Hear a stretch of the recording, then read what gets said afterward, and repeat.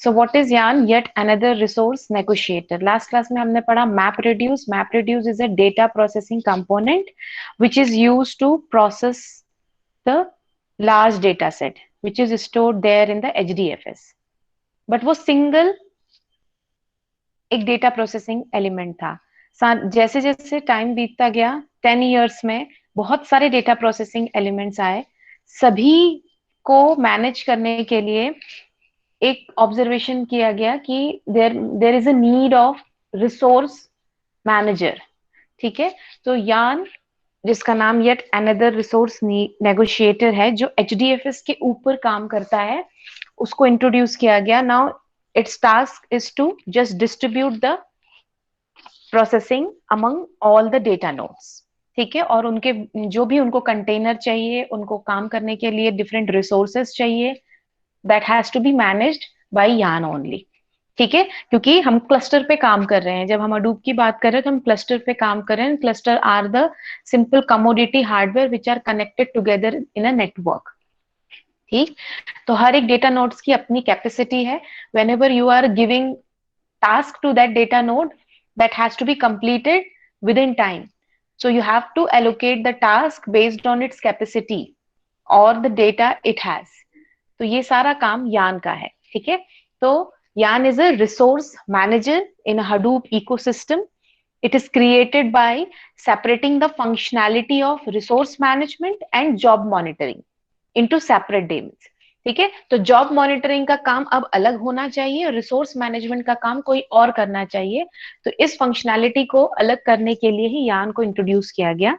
It monitors and manages workloads, maintains a multi-tenant environment, it manages the high availability features of Hadoop and implements security control। Security control means different data nodes के बीच में जब आप task divide करोगे, different application assign करोगे, तो एक container किसी एक ही कंटेनर पे दो एप्लीकेशन रन ना हो। ये सारी चीजों का यान को ध्यान रखना पड़ेगा। और डिफरेंट डिफरेंट रिसोर्सेज का management, because there are multiple application running at a time, so everything has to be managed by yarn। ठीक है, so as you can see before 2012 Hadoop 1.0 हम यूज करते थे। ठीक है, तो HDFS, this is redundant reliable storage, जो हमने पढ़ लिया है, and map reduce. Map reduce is a cluster resource management and data processing components before 2012, जब Hadoop 1.0 वर्जन हम यूज कर रहे थे, where user can only write MapReduce program using some scripting languages। It can use this Java, Python, Ruby or Pig। All these programming languages or scripting languages can be used to write the program in MapReduce, but there is only MapReduce is the only data processing component।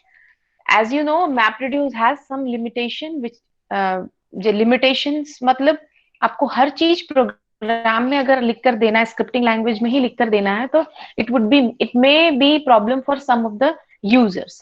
ठीक है, तो there must be some other processing elements और some other processing models which will allow more customers to accommodate the Hadoop in their environment or their organization। So after that, इधर दोनों before before लिख दिया है, okay, ये after है ना। सो इस तरीके से ये HDFS यान देखो, आप देख सकते हैं HDFS के जस्ट ऊपर रिसोर्स मैनेजर की तरह काम कर रहा है, उसके ऊपर सारे डेटा प्रोसेसिंग एलिमेंट्स हैं। ठीक है, तो Yahoo was the first company जिसने Hadoop को बनाया, and it is a trend setter with in the Hadoop ecosystem. ठीक है, 2012 लेट 2012 में क्या हो रहा था, आइटरेटिव एंड स्ट्रीम प्रोसेसिंग करने के लिए कोई भी इंफ्रास्ट्रक्चर Hadoop में नहीं था, because of the map reduce limitation. ठीक है, तो आइटरेटिव और स्ट्रीम प्रोसेसिंग, बैच प्रोसेसिंग तो हम आसानी से कर ले रहे हैं। Data which is stored there in the HDFS in a block format, you are able to parallel process that in parallel way, और बहुत ही फास्ट आंसर आपको मिल जा रहा था। बट स्ट्रीम प्रोसेसिंग की जब बात करें या आइटरेटिव प्रोसेसिंग की बात करें, तो ये Hadoop इंफ्रास्ट्रक्चर में नहीं था। ठीक है, तो in the first quarter of 2013 YARN implement हुआ, and it has been installed more than 30,000 production nodes. इसमें स्पार्क, ये भी एक डेटा प्रोसेसिंग मॉडल है, इसमें आइटरेटिव प्रोसेसिंग के लिए हम यूज करते हैं. Most of the people found Spark as much easy than Hadoop. ठीक है, उसमें ज्यादा इजीली हो जाता है, तो कुछ भी प्रोजेक्ट करने के लिए हम स्पार्क यूज कर लेते हैं. स्टॉर्म, अपाचे स्टॉर्म, जब मैंने सेकंड यूनिट बताया था तो आपको बताया कि हडूप इकोसिस्टम में अपाचे स्टॉर्म है for stream processing and Hadoop for batch processing. Hadoop बोलने से वही एचडीएफएस, उसके ऊपर मैप रिड्यूस एंड ऑल. ठीक, तो वो इकोसिस्टम की बात कर रहा है. ठीक, advantages: higher cluster utilization, lower operational cost and reduce data motion. ठीक है, डेटा मोशन रिड्यूस क्यों करना पड़ रहा है? क्योंकि पहले भी हमारा डेटा मूव तो नहीं कर रहा था एक डेटा नोड से दूसरे नोड पे, सिर्फ प्रोसेसिंग को हम एक नोड से दूसरे नोड पे लेके जा रहे थे. ठीक, अब एक सिंगल क्लस्टर है जो सारी चीजें मैनेज कर रहा है, नॉट मल्टीपल नोड मैनेजर्स. हर एक क्लस्टर में एक नोड, नेम नोड होगा, ये हमने बताया था एचडीएफएस में. तो हर एक name node different data nodes को कंट्रोल कर रहा है या उनको टास्क असाइन कर रहा है. ठीक है, और उनका मेटा डेटा लिस्ट करके रख रहा है. तो जितने क्लस्टर्स आप बनाओगे उतने नेम नोड्स होंगे. तो name node will be the single point of failure for a single cluster. ठीक है, अब यहाँ पर यान क्या कर रहा है? मल्टीपल क्लस्टर के लिए एक रिसोर्स मैनेजर. ठीक, तो इस तरीके से, इसलिए इजिली मैनेज हो जा रहा है सारी चीजें, हमको डेटा मूवमेंट करने की जरूरत नहीं पड़ रही है. क्लस्टर नेम नोड अगर फेल हो जाता है तो it can assign different name node और the standby name node as a active name node. ठीक, and it can see which of the resources are under utilization. ठीक है, उन रिसोर्सेज को, उस फ्रेमवर्क में जो भी अंडर यूटिलाइज रिसोर्सेज हैं उनको यूटिलाइज करने के लिए it can assign that resource to some other application. इसलिए हायर क्लस्टर यूटिलाइजेशन बोल रहा है. ठीक है, लोअर ऑपरेशनल कॉस्ट, क्योंकि एक ही इंसान संभाल रहा है तो ऑपरेशनल कॉस्ट कम हो जा रहा है. ठीक है, ये भी मैंने एक्सप्लेन कर दिया था उस दिन. Yarn infrastructure, same thing. HDFS, it provides storage, and Yarn, it provides resources for running an application. ठीक है, whatever resources, ये है cluster resource management हो रहा है इससे. So it is providing resources for running an application. ठीक है, किनको resources provide कर रहा है? कोई एक एप्लीकेशन जिसको रन होना है, it may be using MapReduce as a data processing component. It may need some CPU cycles, it may need some memory, है ना. तो इन सारे रिसोर्सेस को उसको फुलफिल करना पड़ेगा, कुछ कंटेनर कुछ प्रॉपरली शेड्यूल करना पड़ेगा. ठीक है, तो ये है यान का infrastructure which is responsible for providing computational resources for application execution. Okay, then there are 3 elements of YARN in अ यान आर्किटेक्चर. हम हर एक हडूप के हर एक मॉडल के पीछे और हर एक कंपोनेंट के पीछे उसके कुछ एलिमेंट्स पढ़ते हैं. In YARN there are 3 elements. The 3 important elements of YARN architecture are the resource manager, application master and node manager. ठीक है, so this is the architecture. इसमें आप देख सकते हो जो ग्रीन में है, दिस इज रिसोर्स मैनेजर. ठीक है, ये नोड मैनेजर, ये सब नोड मैनेजर. ठीक, resource manager and node manager. One resource manager is organizing or controlling or monitoring the different node manager, and you can see there are 2 different things inside the resource manager, that is scheduler and application manager, and there are 2 different things inside the node manager, that is container and app master. ठीक है, तो ये पूरा काम जब यान resource manager की तरह काम करेगा तो उस समय वो कैसे करेगा, उसके लिए 3 एलिमेंट्स है. दीज 3 एलिमेंट्स आर रिस्पॉन्सिबल कि कैसे काम करवाना है. ठीक, तो resource manager and these there are 3 node manager जो रिसोर्स मैनेजर के अंदर काम करेंगे. ठीक, तो आप देख सकते हो कि रिसोर्स मैनेजर के पास 2 एलिमेंट्स और हैं. उसके रिसोर्स मैनेजिंग के लिए हेल्प करने के लिए शेड्यूलर, जिसका काम है शेड्यूल करना चीजों को, और एप्लीकेशन मैनेजर जो मल्टीपल एप्लीकेशंस को डील करता है. ठीक है, मल्टीपल एप्लीकेशन से डील करता है, क्योंकि एक साथ मल्टीपल एप्लीकेशंस रन हो रहे होंगे तो कौन से एप्लीकेशंस अभी सबमिट हुए, कौन से रनिंग है, इन सभी को कौन कौन से रिसोर्सेस चाहिए, ये सब एप्लीकेशन मैनेजर डिसाइड करता है. And scheduler, once application manager will give, the scheduler will schedule all those task और एप्लीकेशंस वन बाय वन. ठीक है, शेड्यूलर में फीफो शेड्यूलर हो सकता है, फेयर शेड्यूलर हो सकता है, बेस्ड ऑन रिसोर्स शेड्यूलिंग भी हो सकती है. So anything can be there. तो scheduler is a different part, जो once the container has been assigned to particular application, the scheduler will schedule that application to run that application. ठीक है, तो resource manager के पास ये दो हैं. और नोड मैनेजर में आप देख सकते हो कंटेनर और ऐप मास्टर. ठीक, सो कंटेनर और ऐप मास्टर का क्या काम है? App master will deal with the single application. एक सिंगल एप्लीकेशन से ये डील करता है और हर एक सिंगल एप्लीकेशन के लिए एक ऐप मास्टर बनता है. और वो ऐप मास्टर, उस ऐप मास्टर को नोड मैनेजर या फिर resource manager will assign some containers. That container could be on different data nodes and those containers are nothing but resources. ठीक है, जिन रिसोर्सेस की जरूरत पड़ेगी उस एप्लीकेशन को रन होने के लिए, जिस फ्रेमवर्क की जरूरत पड़ेगी, वो कंटेनर, उसको हम कंटेनर बोल रहे हैं. ठीक है, तो एक एप्लीकेशन को डील कर रहा है एक ऐप मास्टर, तो वो कंटेनर उसको अगर मिलेगा तो it will execute that application inside that container and gives output. ठीक है, तो ये इस तरीके से नोड मैनेजर जो कि डेटा नोड्स पे हैं एंड रिसोर्स मैनेजर जो कि नेम नोड पे काम करेगा एक तरीके से, क्योंकि you have already divided your cluster in that way. ठीक है, data nodes and master node और नेम नोड. तो नेम नोड पे आपका रिसोर्स मैनेजर काम कर रहा है एंड डेटा नोड्स पे आपके नोड मैनेजर काम करेंगे. Okay, one minute.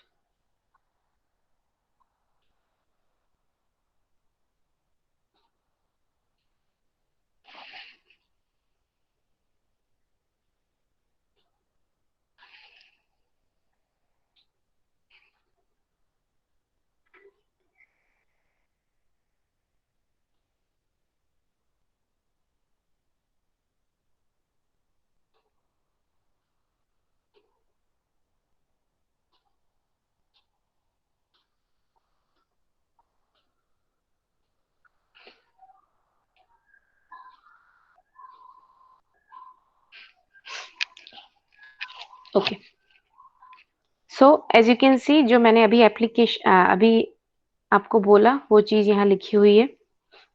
Resource manager is the master daemon and it runs several services including the resource scheduler, and it also knows the location of all the data nodes and how many resources they have. Then only this application manager can assign a particular application to a single node manager to run.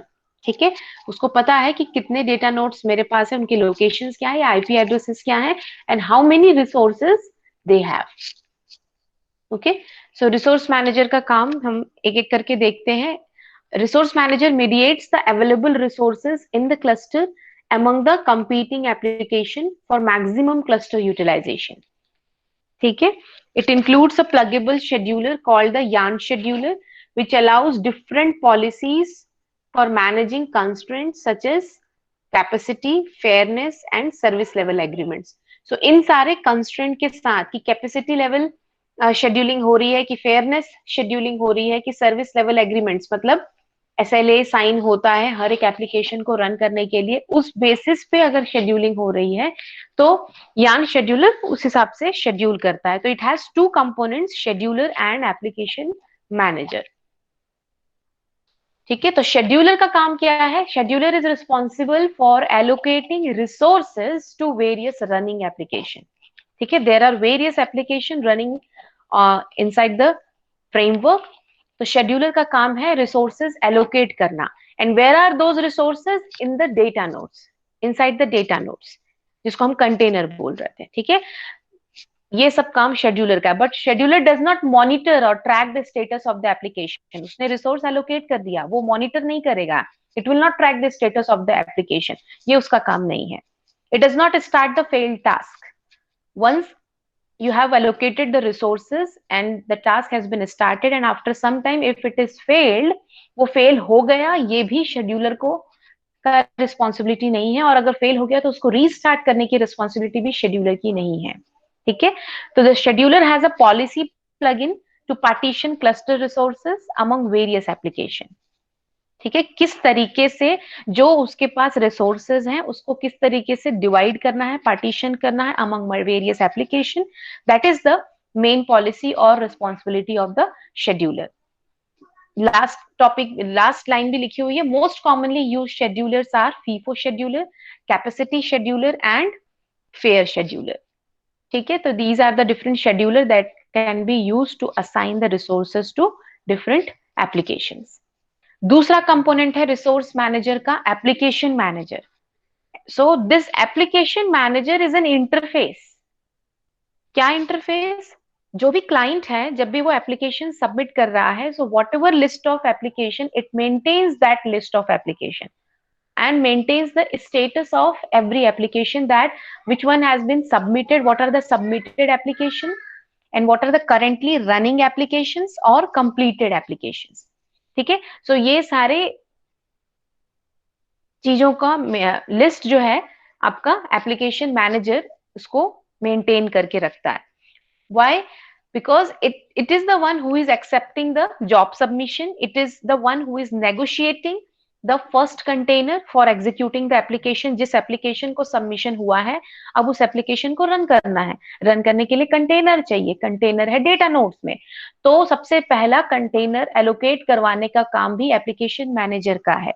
और अगर वो container और resources उसके पास नहीं है या fail हो जाता है, तो उसको रीस्टार्ट करने का काम भी एप्लीकेशन उसको रीस्टार्ट भी करेगा कौन? Application manager, by restarting the application master. कोई भी एप्लीकेशन फेल हो जाता है, इसका मतलब ये कि उस डेटा नोड्स में जो एप्लीकेशन मास्टर है वो फेल हो गया है. So it needs to restart the application master. Okay, so ये है आपका एप्लीकेशन मैनेजर और scheduler.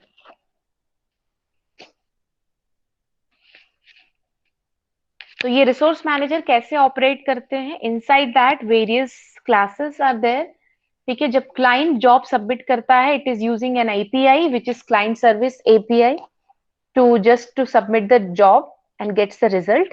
And admin service is just to schedule your task, या फिर स्टेटस देखना है या अपडेटेड डेटा देखना है कि एप्लीकेशन का क्या अभी सिनेरियो है. So you need different API, that is admin service. ठीक, तो यान शेड्यूलर, मेरी आवाज आ रही है ना सबको? Yes ma'am. Yes ma'am.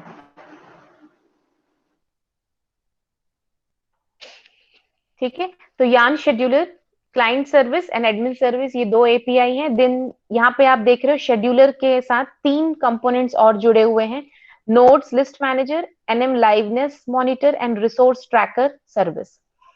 Resource को ट्रैक करने के लिए आपको क्या करना पड़ेगा? क्योंकि आपका सारा टास्क तो डेटा नोड्स पे हो रहा है और आप तो अभी नेम नोड पे हो. ठीक, तो you need liveness monitoring module which will take the heartbeat from different data nodes. In that heartbeat means एक मैसेज है जिसके रिटर्न में या उसके आर्ग्यूमेंट में वो जो भी डेटा नोड्स है वो ये पास कर रहे हैं कि they are up, they are ready to execute anything. ठीक है, तो ये नोड मैनेजर जो भी हार्टबीट भेज रहे हैं उससे ये रिसोर्स यान शेड्यूलर ये फाइंड आउट कर रहा है कि कौन कौन से डेटा नोड्स लाइव हैं, अलाइव हैं और रेडी हैं, और उनके पास क्या क्या रिसोर्सेज हैं. ठीक है, और नोड्स लिस्ट मैनेजर विल वही based on the aliveness monitoring, node list manager will manage the number, the IP addresses of the nodes which are up. ठीक है, तो रिसोर्स ट्रैकर सर्विस को इन दोनों मॉड्यूल्स की जरूरत पड़ेगी just to track the resources which are available inside the different data nodes. Okay, तो ये यान शेड्यूलर का काम है. In the same way, application manager is managing all the applications submitted inside the system. So application master service, because for every application which is submitted to application manager, it is creating an application master in a data node. ठीक है, तो उससे related सारी चीजें application master service API करेगा। AM liveness monitor means वो एप्लीकेशन मास्टर that has been created by the application manager, is it live or failed, it has to give some heartbeat or some information to the application manager periodically so that ये पता चलता रहे कि application run कर रहा है या फिर कितना रन कर चुका है। ठीक है, and to launch the application master, like मैंने बोला एप्लीकेशन मास्टर सर्विस देने के लिए application master service, and to launch the application master you need an API, जिसमें हर एक एप्लीकेशन को डिफरेंट डेटा नोड्स में लॉन्च करने के लिए आपने एक एप्लीकेशन मास्टर लॉन्चर रखा है। एंड कंटेनर एलोकेशन एक्सपायरर, हर एक एप्लीकेशन मास्टर को कुछ कंटेनर्स आपको देने पड़ेंगे based on the resources it needs, based on the application. जिस एप्लीकेशन मास्टर में एक एप्लीकेशन है, उस एप्लीकेशन को जितने रिसोर्सेज चाहिए रन करने के लिए वो आप उसको दोगे। तो कंटेनर एलोकेशन, अगर कंटेनर फेल हो जाता है या कोई रिसोर्स फेल हो जाता है तो उन रिसोर्स की जगह दूसरे रिसोर्स उसको प्रोवाइड करने का काम भी एप्लीकेशन मैनेजर का है through application master, by informing the application master कि आपका वो कंटेनर की जगह ये कंटेनर है, ये एप्लीकेशन मैनेजर का काम है। ठीक है, so this is the way resource manager operate, these are the internal components of resource manager. ठीक,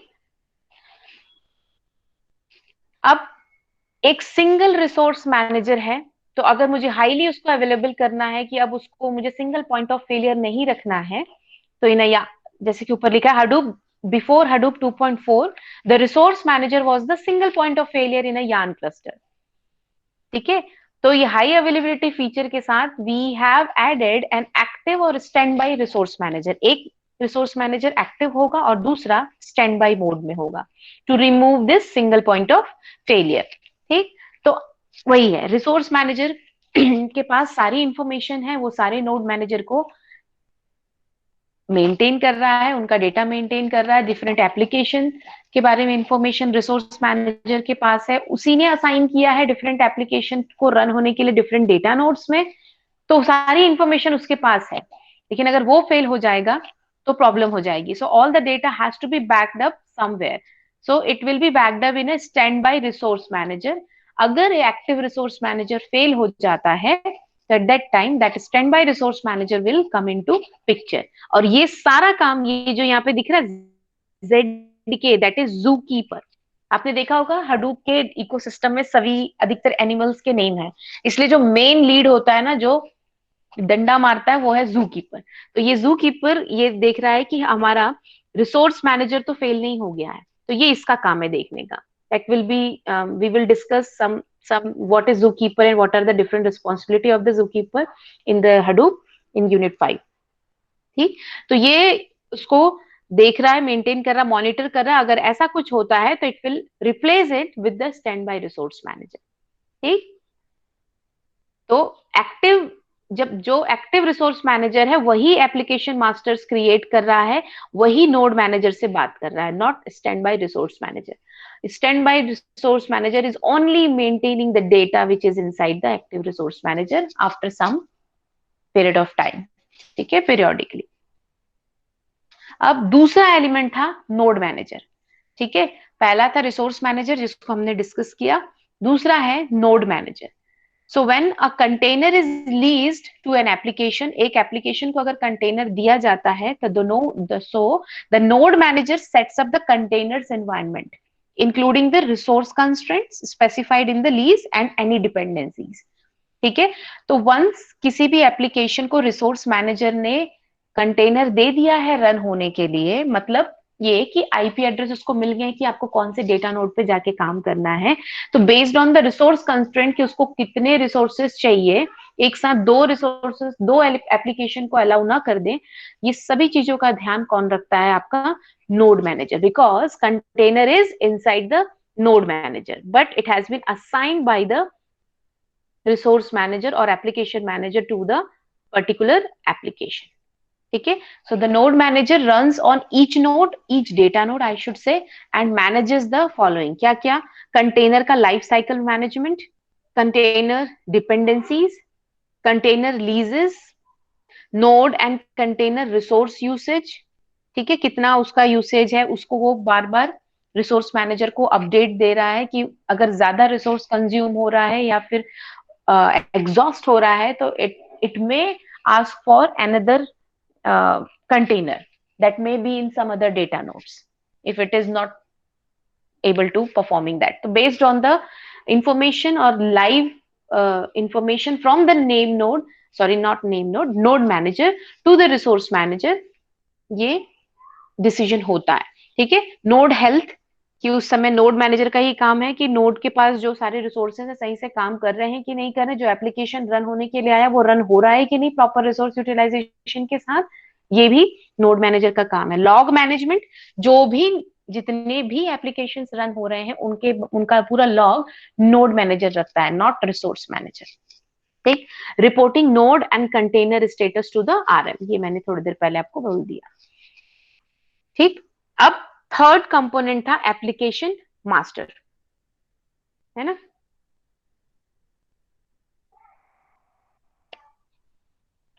application master. So application master क्या है? It is a framework specific process. It negotiates resources for a single application. Applications manager, ये जो है application manager, ये multiple application से deal कर रहा है. It has started an app master for a single application. So this, अब उस एप्लीकेशन से रिलेटेड जो जितने भी रिसोर्सेज की जरूरत पड़ेगी उसका नेगोशिएशन कौन करेगा? वो पर्टिकुलर ऐप मास्टर जो उस एप्लीकेशन को रन करता है. ठीक है. It negotiates resources for a single application. The application runs in the first container allotted to it.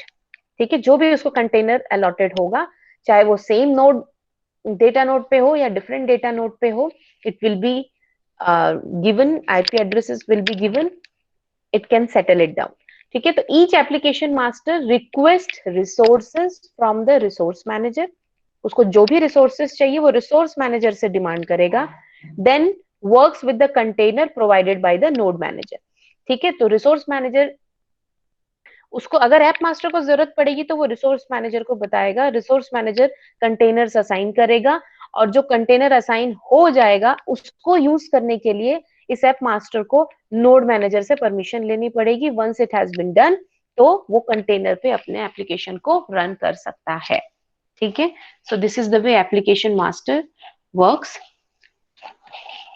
तो it is a framework specific library. ठीक है. तो इसका मेन टास्क क्या है? It manages the application life cycle. Application master single application से related है. उस एप्लीकेशन के स्टार्ट होकर एंड होते तक उसके पूरे लाइफ साइकिल को मैनेज करने का काम एप्लीकेशन मास्टर का है. It makes dynamic adjustments to resource consumption. It manages execution flow. It manages faults inside. ये सभी एक एप्लीकेशन की बात हो रही है, मल्टीपल नहीं. It provides status and metrics to the RM. Yes, ये सीधे RM से बात करेगा, मैंने आपको बताया. Interacts with node manager and RM using extensible communication protocol. क्यों? क्योंकि सभी कुछ नेटवर्क के थ्रू हो रहा है. ठीक है. तो वो इस तरीके से ही बात करेगा. If it needs some resources, if it has some problem, it will inform it to the RM. RM will take care of it by informing or managing with asking with the node manager कि और क्या किया जा सकता है. It is not run as a trusted service. Why? Because it is working as a for a single application. ठीक है. तो it may overuse the containers. ठीक है. और ऐसा भी हो सकता है क्योंकि ये प्रोग्राम जो ये एप्लीकेशन है ये किसी थर्ड पार्टी ने लिखा है जिसको आपने स्टार्ट कर दिया है.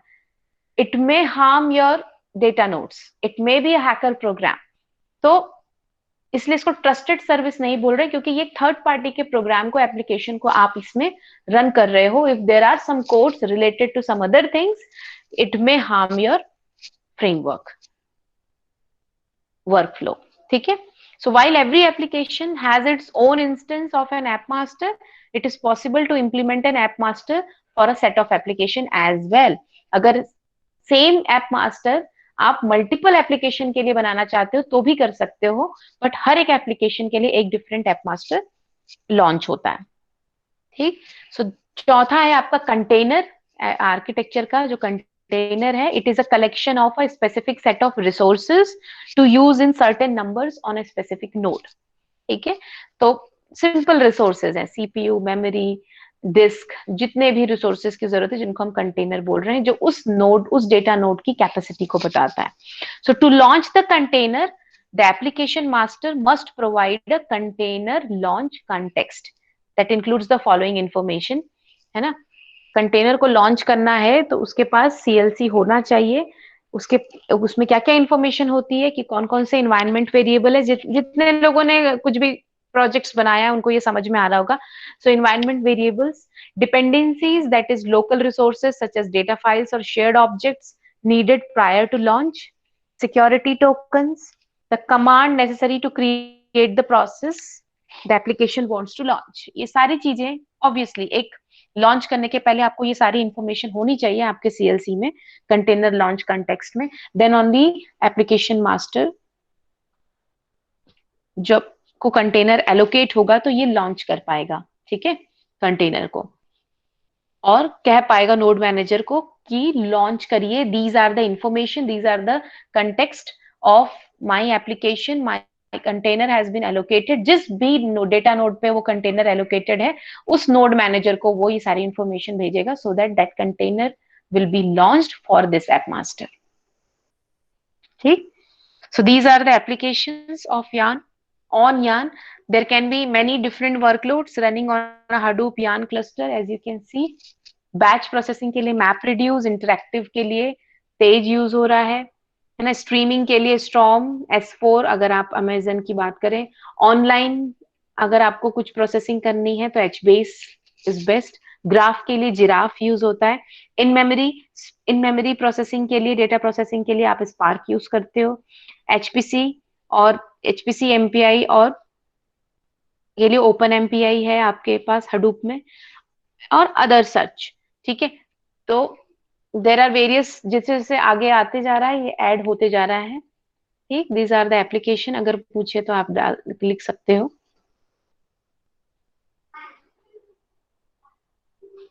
Okay, how Yarn runs an application. So there are 5 steps involved in running an application by Yarn. सबसे पहले क्या इन्फॉर्म, इतना पढ़ने के बाद समझ में आ गया जिसको स्टेप वाइज हम लिख रहे हैं. First step is the client will submit an application to the resource manager. ध्यान रखना, client will submit an application to the resource manager, then the resource manager allocates a container. ठीक है, and the application master contacts the related node manager. ये सभी कुछ मैंने बहुत ही detail में थोड़ी देर पहले बताया, अभी वो लाइंस में आपको सामने है. ठीक है, रिसोर्स मैनेजर को क्लाइंट ने एप्लीकेशन सबमिट किया, मतलब वो एप्लीकेशन मैनेजर के पास गया, एप्लीकेशन मैनेजर ने एक एप्लीकेशन मास्टर लॉन्च किया, and that application master is for a single application and allocates a container to that application master. Now that application master, third step is that application master contacts the related node manager, जहां पर उसको container मिला है कि भाई हमको आपके resources को यूज करने की परमिशन मिली है, हमारा एप्लीकेशन वहां पर रन होना है. So the node manager then with कि मुझे परमिशन मिली है with this context information, CLC के साथ वो बोलेगा. ठीक, so the node manager will launch the container for on behalf of application master.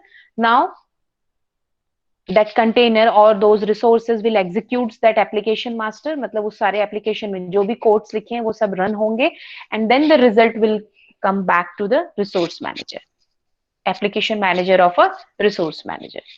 So ये आपका इस तरीके से यान स्टेप वाइज काम करता है. इसी स्टेप वाइज में आपको सारी चीजें लिखनी है. ये एक तरीके से एक वर्क फ्लो है जो मुझे मिला, जो मैंने यहाँ पे आपको बताया, तो मैंने यहाँ डाल दिया. Client submits an application like see here.